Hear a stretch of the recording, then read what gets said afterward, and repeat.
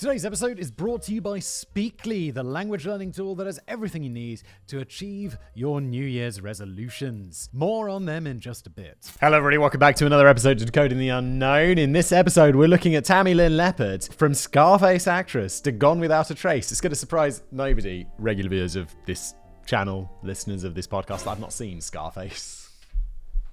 I just haven't seen that many movies, apparently. I've seen lots of movies, but I've watched the ones I like over and over again because I'm just not very creative, or I don't know what the reason for that is, to be honest. Let's just jump in, shall we? The format of the show, if you're new here, is I've never read this before. It's by Kevin. Thank you, Kevin.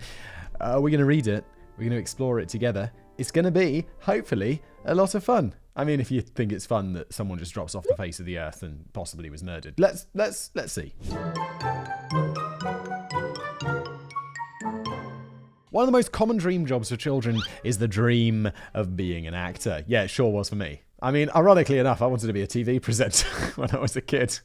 And it's like, that's not something you can do. Go get a proper job. And now, ironically, I guess I'm the sort of modern version of that sort of thing. My nan didn't understand YouTube and she did think I was a TV presenter.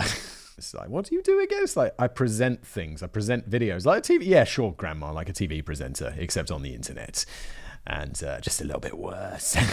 Even more common is the dream of being a teacher, but that's because children were polled when they were too young to realise just how much they hate going to school and how little teachers are actually paid. Both my sister and my brother-in-law are teachers, and I think they rather like it. Unless, of course, you get a job teaching at a big university, and then you'll probably be fine. No, they teach at a secondary school.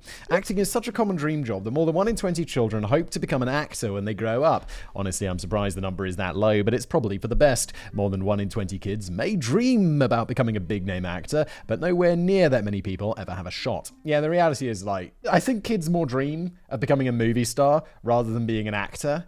Because the problem is, if you're just an actor, then you've probably got, even if you're successful, you probably just got a few episodes on a reasonably successful or not even that successful regional TV show or something like that. It's probably not going to be that brilliant.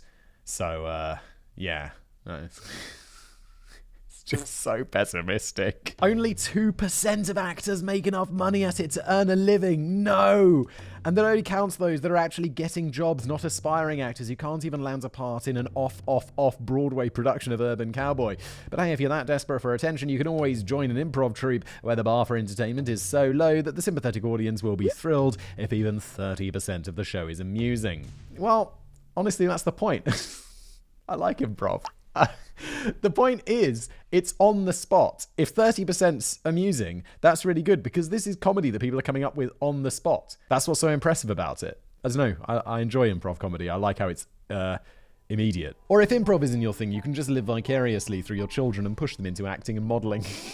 I'm not saying that's what happened with the subject of today's episode, as she was always reported to love and dream of acting. Then again, children are easily brainwashed thanks to being highly impressionable, easily manipulated, and just generally stupid. So there's always the chance that dream was put into her head by someone else, and all she ever really wanted was to be a nurse. But I'm getting ahead of myself, so it's time to begin our tale of intrigue with one of the most dangerous and oxymoronic phrases in the English language: child beauty queen. Oh god, I hate this. This is so cringe. It's disturbing and cringe. The child beauty pageants, it's what are we doing? And by we, I mean you Americans. What are you doing? Stop it. Get some help. And I'm sure the UK... I'm not so sure the UK has this. I think we'd just find it a bit weird. And if you do this, it's weird. I mean, not the children. They're forced into it. But if you're a parent and thinking about doing that, don't do that. It's weird. I don't know. I also think about, pushing my kids into stuff. But it's generally not stuff that I want. Sorry, I'm just opening a Coke. Professional Simon. It's not stuff that generally I missed out on doing. Normally it's stuff that I really enjoyed doing as a kid. And I'm like, you'll probably like this too, because half of you is me. And also because my wife is married to me, she has similar opinions and thoughts to me. And she's like, yeah, I'd also like them to do that. I really loved theatre. And I'm like, maybe you'd enjoy theatre. And I'd be like, yeah, I'd push her into drama club or drama class or whatever, because I love the shit out of that. I want to push my kids to do fun things, but I also don't want to be that parent who's like, go and do this, fulfill my unfulfilled dreams. I really appreciate my parents never did that to me. They were just like, do whatever you want. And I was like, okay, cool. So I did. They're probably really worried for a while, but then it all turned out okay. Let me interrupt today's video to tell you about today's fantastic sponsor, which is Speakly. What is Speakly? Well, it's a language learning tool that was developed by 2 polyglots who speak 7 languages. Oh my god. I speak like 1 and a bit. And I'm like impressed with myself. 7 is insane. Their research on thousands of language learners led them to develop an app and a web-based learning tool which can help you learn a language 5 times faster than through conventional methods. And I learned most of my second language through conventional methods, and it was slow. I'm not very good at it in general. So like 5 times better with Speakly, that is fire. That's what we all need. You can go from no knowledge to having solid speaking skills in just 3 to 4 months. With their mobile apps on iOS and Android, you can learn a new language anytime, anywhere, which is convenient. Because, you find those little pockets in the day. You open up Speakly, you're like, yeah, just a little bit there, a little bit here. And it all just really adds up, which is neat, especially for busy people. I don't know, I'm super busy all the time. You've got to find those little moments, right? Learn words based on their relevance in real life situations, which honestly, like the traditional way of learning languages, they just don't do that. It's like, well, make sure you know this grammar rule about this. And it's like, yeah, but how do I ask for beer? Well, can I just have a beer, please? Come on, teach me how to say that. Speakly offers a 7-day free trial, and if you join their annual subscription, you'll get a 60% discount. Again, there's a 7-day free trial, and if you join their annual subscription, you'll get a 60% discount. There's a link below. And now back to today's show. Early life. I don't know if there's ever been a story that included the phrase child beauty queen that didn't somehow end horribly. And this is certainly no exception. Tammy Lynn Leppert was born on February the 5th, 1965 in Rockledge, Florida. Every source I can find describes her to be an uncommonly beautiful child, because that's apparently a normal phrase in the country that has child beauty pageants. I've got no problem saying that a kid is beautiful. It's like, oh, that kid's cute or beautiful. That's not weird. But when you start ranking them for their beauty and putting them in makeup and dresses, then it gets weird. To say it's a beautiful kid is like, your kid is beautiful. That's fine. Now let's put some makeup on them, get them in a dress. You'd be like, stop it, you weirdo. Any other thing, it'd be like, don't be weird. That seems a bit weird. Don't be a p***. Can I say it? How far are we in? 6 minutes. We're good. YouTube introduced this new rule where you can't say any dodgy words in the first few minutes or it's going to get monetarily restricted and age restricted. So, yeah. In fact, maybe whoever's editing this, just bleep out that and we'll use the P word from now on, because I'd like to make money off my videos. I know it's stupid, but it's the world we live in. Tammy began competing in these pageants at the age of 4, and she was great at them. She competed in just over 300 beauty pageants in her life, and she won 280 of them. I mean, no matter what I think of them, that is pretty impressive. While we can question the decisions of parents who subject their child to these things, she seemed to have an overall good and privileged life. Her parents divorced when she was 7, which was much more stigmatized in the 1970s, but otherwise everything seemed great. Tammy and her mother Linda were close, which is probably to be expected when you grow up in a single-parent home. I imagine that's even more true when you're a child beauty queen and your mother happens to be an acting and modeling agent. Coincidentally, as Tammy grew up, she realized that she wanted to be a model and then an actress. Oh my god, what? She did? I wonder where she got that big idea. Sarcasm aside, it seems that regardless of whether Linda had gently coaxed her child in this direction or not, Tammy genuinely loved what she was doing. Not only was she absolutely dominating the creepy pageant scene, but Tammy quickly was able to transition to being a successful model. In October of 1978, she appeared on the cover of CoverGirl magazine. This is a major publication targeting women ages 18 to 45, and at just 13 years old, Tammy was already modeling on the cover. But while she may have enjoyed pageants and modeling, acting was her real dream, and she was about to get her chance. This sounds like, I know I say, like, I do find them, it's super creepy, the pageants and stuff, but it's also really nice that she's happy and doing all of this stuff, and she seems like a good kid. This sounds really nice. And I'm sure if I was like making money and winning shit as a kid, you'd be like, hell yeah, I love that money. I love winning shit. I love being better than other people. Yes! Tammy's first role was in the 1980 film Little Darlings, where she had an uncredited role as Party Girl. It wasn't much, but it was something. A few years later, she had another role in the movie Spring Break. She was, again, in a small uncredited role as Boxing Contest Girl, but they reportedly also used her legs and lower torso in a bikini for the movie poster. How old is she? Getting a bit weird, getting close to being weird. These may have been small roles, but she was also a teenage girl working in Florida, not out in Hollywood. Getting cast in even a small role in an R-rated sexual comedy at the age of 15 is probably a big accomplishment for an aspiring actress, especially since it wasn't produced by Harvey Weinstein. I told you it was weird. It's weird. Likewise, she was only 17 when she filmed Spring Break. If Tammy could make her way out to California, she had a real chance of making it. It certainly wouldn't have hurt that her mother was a legitimate talent agent rather than just some child actor's parent that calls himself an agent and steals their kids' money. Unfortunately, this was never going to happen, though. Following the filming of Spring Break in July 1982, Tammy went out of town for an unsupervised weekend-long rap party. I would not let my 15-year-old daughter go to an unsupervised weekend-long rap party for a movie called Spring Break, which was an R-rated sexual comedy. There's no fucking way. One of Linda's clients, earlier in the episode, I don't want to control my children too much. Now that's the line. There's probably people there called Harvey. Not Harvey Weinstein, a completely unrelated Harvey. I just chose that name, pulled it out of the random air. Just to know, what a coincidence. There doesn't seem to be any explanation as to exactly how or why this began, and I'll assume there was a good reason with this arrangement that seems really weird and inappropriate on the surface. Agreed, Kevin. Anyway, when Tammy returned from the party, Wing immediately realized that she was like an entirely different person. To this day, we have no idea exactly what happened at the party, but whatever it was, it had to have been brutally traumatizing, and that's why I'd never send my 15-year-old daughter to a weekend-long rap party for a sexual R-rated comedy called Spring Break. I wonder if my kids will listen to this someday in like 15 years, 12 years now. Weird. Whenever Wang tried to ask what was wrong, Tammy would either say nothing or just laugh it off and avoid the question. However, she was becoming increasingly paranoid, a trait that is pretty difficult to conceal. One day the phone rang, and before Wing could answer it, Tammy told him to say that she wasn't home. It turned out the call was indeed for her, and he respected her wishes, though she gave no explanation. Linda saw this happen and asked Tammy what was going on, and she finally confessed that she saw something awful, something really bad, that she was not supposed to see. Oh my, okay. I just assumed there was some sort of creepy sexual something going on, and that's what happens, but oh my god, what did she see? This obviously concerned her mother, but she refused to elaborate on what she saw. Of course, she did go on to ask the not at all ominous question of, Mum, what would you say if I told you someone was trying to kill me? Linda asked if that's what she thought was happening, and the answer was yes. Oh my lord, you need to go and see the police. That's what you need to do. Things did not get better, and one day Tammy called Wing over to her window. She asked him to look across the street and tell her what she saw. He correctly pointed out that the neighbors had purchased a new van, to which she replied, exactly. Seeing as these were most likely long-time neighbors that they knew personally, or they were at least acquainted with, Wing failed to see her point. The point is, do they actually own that van?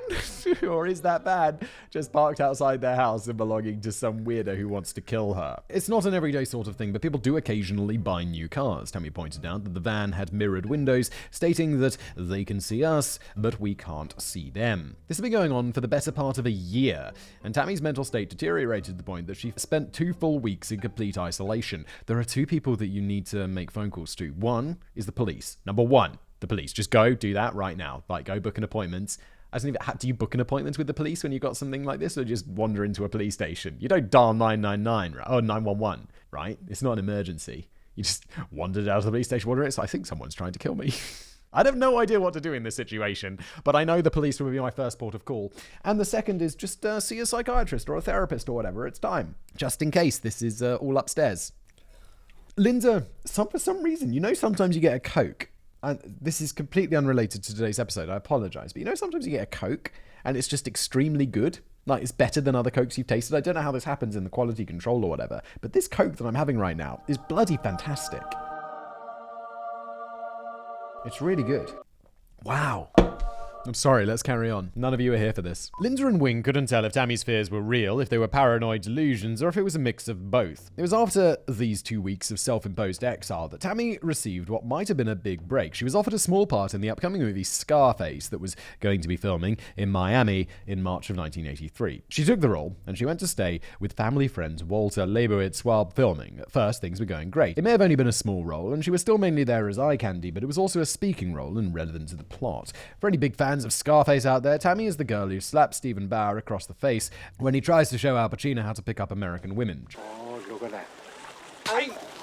During the movie's infamous shower chainsaw scene, she's also the girl that distracts the lookout car. It's possible that her role was intended to be slightly larger, or maybe they were going to just keep her around to use in crowded background scenes. We'll never know, because after 4 days on set, Walter received a phone call from the casting director. Tammy was in a trailer, crying hysterically and having a full-blown panic attack following a complete breakdown on set. The event had been triggered while they were filming a scene in which a character was shot. When Tammy watched the gun fire its blank round and the blood pack explode, she completely lost it. To the credit of the film crew, they didn't fire her because of the incident. I can only imagine how disruptive the outburst must have been, but she can't possibly have been the first actor or actress to have a negative reaction to watching a realistic murder scene being filmed. However, Tammy did wind up quitting the film as a result. Did she see someone at this spring break party get shot, and then the person who did the shooting wants to tie up any loose ends by killing her as well? How on earth did they let a year go by, though? A year that she could just wander into a police station and be like, hello? Right? More important than her future on film was what happened to Walter or when he came to get her from the trailer. She was in total and complete panic, crying and saying something about money laundering and how they were going to kill her. Her greatest fear seemed to be that she had nowhere to hide. Oh my god, is somehow the mafia or gangs getting involved in this? I would just feel like if this wasn't an episode like this, and obviously she disappears at some point, I'd be like, psychiatrist first, police number 2, but still police, because now you're getting it's getting a bit big picture paranoid, right? Where you're like, oh, something big is out to get me. Money laundering feels like big gang crime rather than just someone getting murdered. Walter called Linda to tell her what had happened, recommending that she take both Tammy to see a doctor and talk to the police. Walter, legend. Big brain Walter right there. Should have done this a year ago. His hope was that they would determine if she was just having some sort of severe psychological problem or if people really were trying to kill her. After quitting the movie, Tammy went back home to her mother in Rockledge. Linda did wind up insisting that they go to the police, though when Tammy talked to the sheriff, she didn't mention the fact that she felt her life was in danger. The police also seemed to have no record of this meeting, something which is all too common with this particular case. From here on out, Tammy's paranoia only intensified. Wing said that she was even becoming suspicious of her own family, and she seemed convinced that someone was trying to poison her. She refused to drink from open containers, which is honestly a habit all teenage girls should adopt, whether they think someone is trying to kill them or not. Yeah, especially if you're out and about at a nightclub or whatever. Just be extra careful, all right? But Tammy wouldn't eat her own food for fear it was poison. She would only eat off of other people's plates and only things that they'd already started eating, so she was convinced that they weren't poisoned. This is definitely sounding like paranoia. Right, that's too far. If someone's going to kill you because you saw them murdering people and doing money laundering, how do you see money laundering? Isn't it? It's like a behind the scenes process. If they're going to kill you, well, they're just going to kill you. They're just going to take you out back and pop. They're not going to poison your food. That's way too elaborate. Things finally came to a head on July the 1st, a couple of months after she had returned from Miami. Wing was on the couch reading a book because that's something people actually used to do before the internet existed.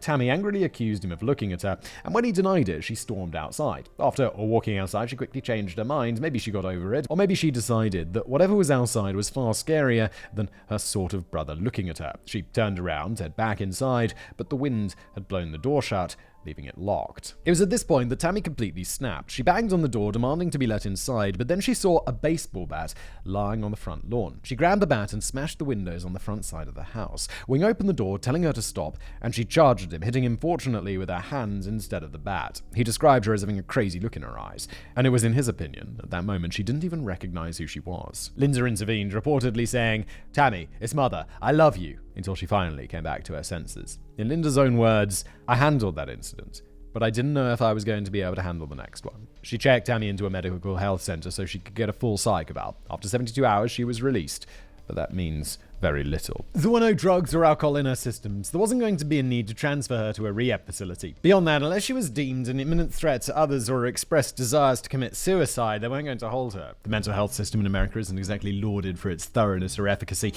and things definitely weren't better 40 years ago. Without her being seen as an immediate danger to herself or others, it's unlikely that the doctors were going to do anything to help her. Her family said she had good days and bad, and if she had good days while they were there, then they wouldn't have seen anything wrong. She also might have been calmer and felt safe while in the mental health center, reducing the chances of any outburst. Even if she didn't feel safer there, I'm sure an aspiring actress could fake composure for a couple of days until she could be back in an environment where she felt she had more control over the situation. Besides, beds in these centers and rehab facilities are a hot commodity, so the doctors wouldn't feel compelled to keep her under observation for any longer than the bare minimum required. Surely she must have had she must have money, right? Her mum was like an agent for like actors and stuff. She had been in all these beauty things. She was an actress herself and a model. She'd have money, right? So why can't she use that money to see like a psychiatrist and they'll assess whether she's got paranoid delusions or whatever? No? Isn't that how it works? Money's not going to buy that?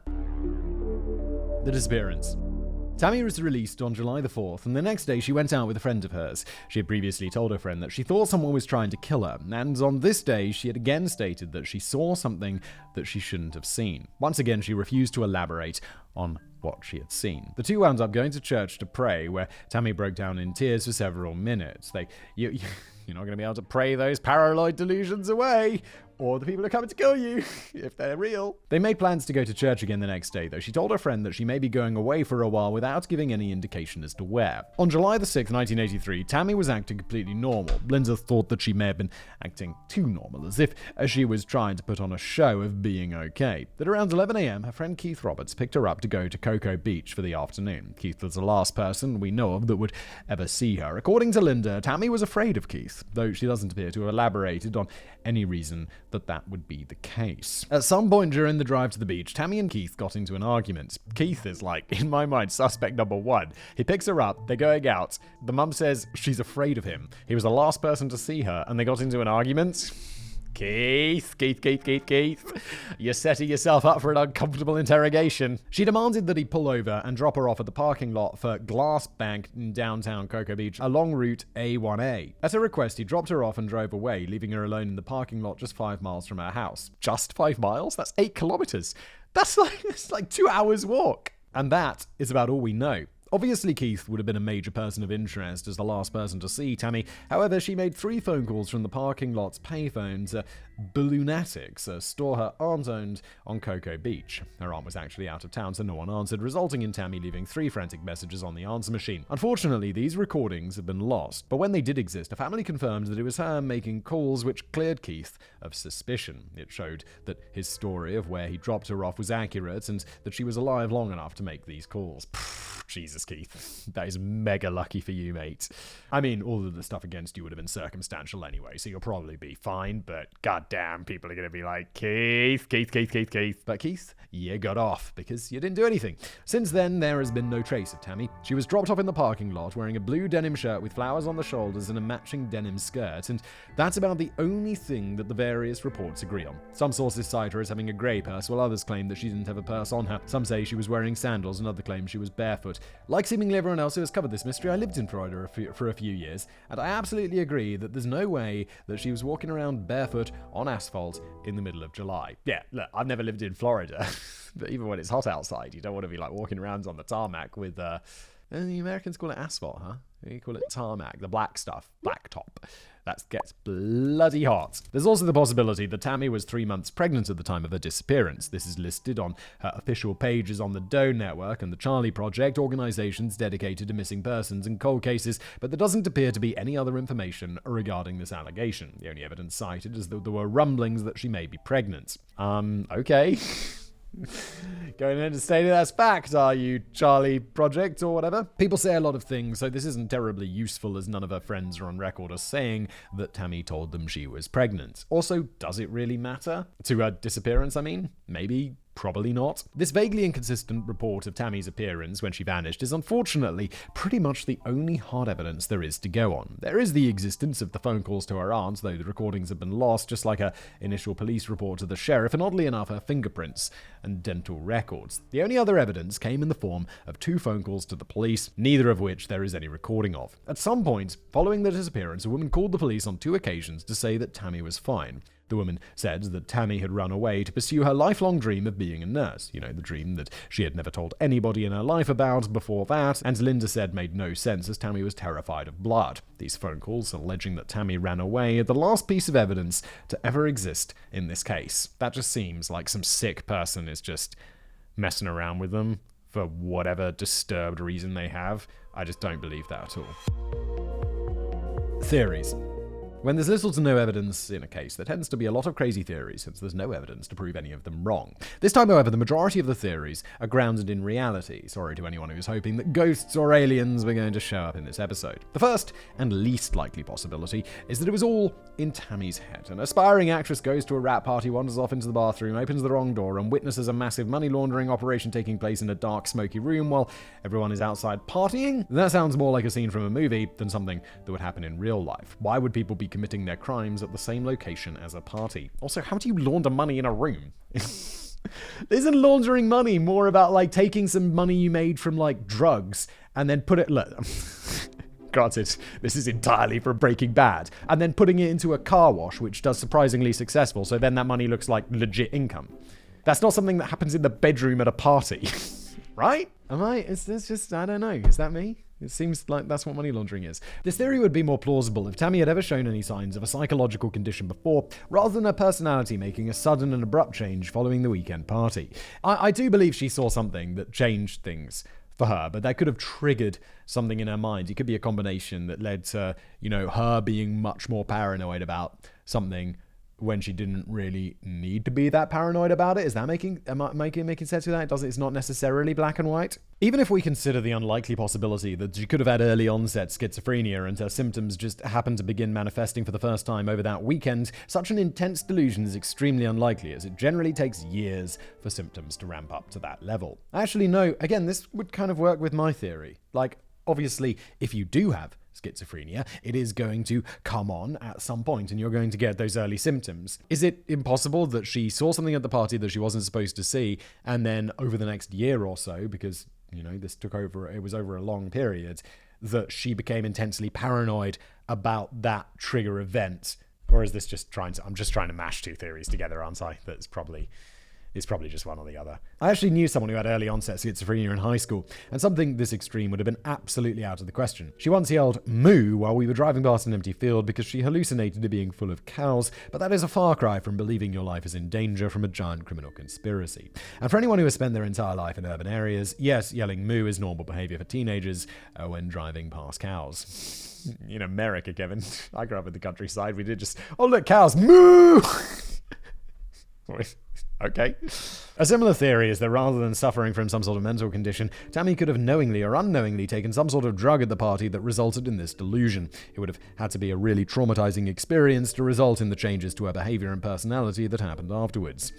People do take these drugs though, don't they? I don't know, I've never done like LSD and shit, but doesn't that, or like, what's that one that people travel and there's a shaman and they take it? Ketamine? No, not ketamine. Ayahuasca. Don't people take this and then they're like, and then I could see into the other dimension. So no, you couldn't. That's not real. But it does change people's like opinions on this stuff. Maybe if I did it, I'd be like, guys, it turns out there are other dimensions. And my logical brain from before would be like, it's totally fine that there are other dimensions. And it's definitely got nothing to do with the chemicals in that drug affecting how you think about things. Definitely couldn't possibly be that, could it? I know people are in the comments being like, Simon, how do you know unless you tried it? And because I understand fucking biology. God, that Coke is still so good. And I'm not really convinced that either of these situations are likely. After all, Tammy did disappear without a trace. Even if some imaginary danger caused her to run away, given her emotional distress and erratic behavior, I'd find it really hard to believe that she could have successfully made herself vanish so successfully. But maybe that part was a coincidence. Perhaps she really wasn't in danger from anything she saw or thought she saw and was instead the victim of an unrelated crime. That may sound ridiculous, but there are two different serial killers that were active in the area at the time that have fallen under suspicion. The first is Christopher Wilder, also known as the Beauty Queen Killer. Christopher did it! Wilder would pose as a photographer for a modeling agency and try to lure women with offers of becoming a model. It doesn't sound like these offers worked out very often, so he just kidnapped the women after they turned him down. One such instance occurred in broad daylight in a mall parking lot, so this guy was not exactly the most careful criminal. Wilder himself had a shootout with the police in 1984, and at first Linda was so convinced that he was the man responsible for Tammy's disappearance that she sued his estate for $1 million. Linda said that Tammy met Wilder on the set of Spring Break, and that he followed her back to Rockledge to try and get get her to model for him, though it's unclear whether this was just her speculation or if Tammy had told her any of this. She also said that a man that strongly resembled Wilder came to a modeling agency multiple times in 1983 looking for models. Eventually, Linda did wind up dropping the charges when she no longer believed that he was likely Tammy's killer. Police were never able to find anything linking Wilder to Tammy, and there's reasonable arguments that he was not the killer. Yeah, it's just like, it's a coincidence, isn't it? There's no evidence. Despite taking the lives of at least 8 women across 5 different states, Wilder's killing spree took place in 1984, the year after Tammy disappeared. All of his known victims were killed during a 6-week span of time, and he was extremely sloppy. I already mentioned that he kidnapped someone in a parking lot in broad daylight, and another woman he attempted to kidnap at gunpoint, but somehow failed. He also had multiple women escape. In one such instance, he stabbed a woman and left her for dead in the woods. Upon returning to his car, he decided to double back and make sure she was actually dead, only to find that she'd run away. At that point, you're like, shit. This was hardly the sort of person that could make a victim vanish into thin air. Despite the murders not taking place until after Tammy disappeared and how generally terrible he was at crime, there are still many who believe that Wilder was the person responsible for her disappearance. We may not know about any murders that he committed until 1984, but he had a long history of violent crime against women. This dated back to 1963 when he committed his first rape at the age of 17. He's certainly a person that was worth looking into, but with absolutely no evidence to link Tammy to this extremely sloppy criminal, it's probably safe to rule out Wilder as a suspect. Police also investigated John Crutchley, known as the vampire rapist, because he would drain the victims of nearly half their blood and allegedly drink it. Drinking blood's really bad for you. It's got too much iron in it, so don't do that. And also, there's many other reasons you shouldn't do that, one of them being it's weird. He had moved to Brevard County, where Rockledge is located, shortly before Tammy's disappearance, but authorities stated that he was no longer a suspect. The next theory is that Tammy ran away. This was actually the first theory that the police were operating under, and Linda heavily criticized them for not taking the disappearance seriously as a result. In their defense, they didn't decide she left voluntarily to be lazy. It was because that's what many of her friends believe had happened. According to Tammy's friends, she was having problems at home, and she said Linda would get into constant arguments with her about her career. At least one friend reported that Tammy had confided in them her desire to run away the second she turned 18. Linda admitted that they had arguments, but none of them were serious. There's no doubt that a teenager and a parent would fight sometimes, but unfortunately, we have no idea how serious these fights actually were. It still doesn't explain how she was able to disappear so perfectly if she did run away. Well, she's just going to magic a new identity out of somewhere. She's not a master criminal, she's a teenager. However, there are a couple of problems with this theory. The first is all the stuff that happened, like the entire episode. Oh yeah, also that. But was Tammy a criminal mastermind who faked this entire breakdown to distract everyone so they'd be searching for murderous money launderers rather than just trying to track down a runaway? No, because, well, that would be a stupid plan. Not only would she have to commit to her character for an entire year, but there'd be no point to it. Tammy was already 18 when she disappeared. If she wanted to get away from her mother, she was well within her rights to do so. Even if Linda reported her as a missing person and police tracked her down, they wouldn't have anything to do after that. Filing a missing persons report does not entitle you to know a person's location. If they left voluntarily and are fine, then it's none of your business where they are. Oh, that's so true. You'd be like filing a missing persons report. The police were like, yeah, she's fine. And I'd be like, oh, thank God, where is she? He's like, yeah, I'm not going to tell you. Sorry, she said she didn't want to say. Oh, savage. The other issue is that Tammy already had plans to leave anyway. She was all set to move out to California, where she'd have more opportunities for her acting career, and she was reportedly really excited about it. If she already planned to move, it's hard to imagine she would just make herself disappear to get away from her mother instead of just going forward with the move as planned. And that brings us to the final and most likely theory, which is that everything Tammy said was true. She saw something she wasn't supposed to see, and someone was out to kill her. While the scene of her looking for the bathroom and opening the wrong door seems like something out of a movie, there's no reason that it had to go down that way. She was gone for an entire weekend, and it's not like there would have been a party raging non-stop the entire time. Sure, it was the 1980s, a time when cocaine flowed like water, so maybe if people were motivated enough, they could have partied for 72 hours straight. Much more likely is that Tammy had a lot of downtime during the day. I agree with Kevin. I think this is the most likely one. I think she did see something. She was scared about it for a year. It kind of drove her to breakdowns, understandably, and then eventually someone killed her, which is intense. If she was crashing at the house that became Party Central every night, it becomes much more likely that she could have accidentally been witness to something that she wasn't supposed to see. Regardless of how it happened, there's a good chance that she really did witness something. There's also speculation that she didn't just witness money laundering, but that she also saw someone got murdered, and that was why she reacted so intensely on the set of Scarface. That's not impossible, but if she witnessed some large-scale crime and people threatened to kill her, especially if they did so with a gun, That's probably scary enough. Linda also claimed that Tammy was terrified of blood anyway, so I think her behavior can be explained by just paranoia and fear for her own life without her needing to actually have seen someone be killed. But then why would they kill her a year later? It just opens them up to so much risk. If you're like doing some gang crime or whatever, and she sees it, and then you're like, don't tell anyone or we'll kill you, and she doesn't tell anyone and they kill her a year later anyway, what does it matter? Like, why would you, when you kill her, why wouldn't you just do it at the beginning? And then would you really keep so much of an eye on her to know that she went into a mental hospital and then we're like, oh, she's going to spill the beans, and then pop her off later? That seems just a bit unrealistic. The biggest question surrounding this theory is, why did they wait for over a year to kill her exactly?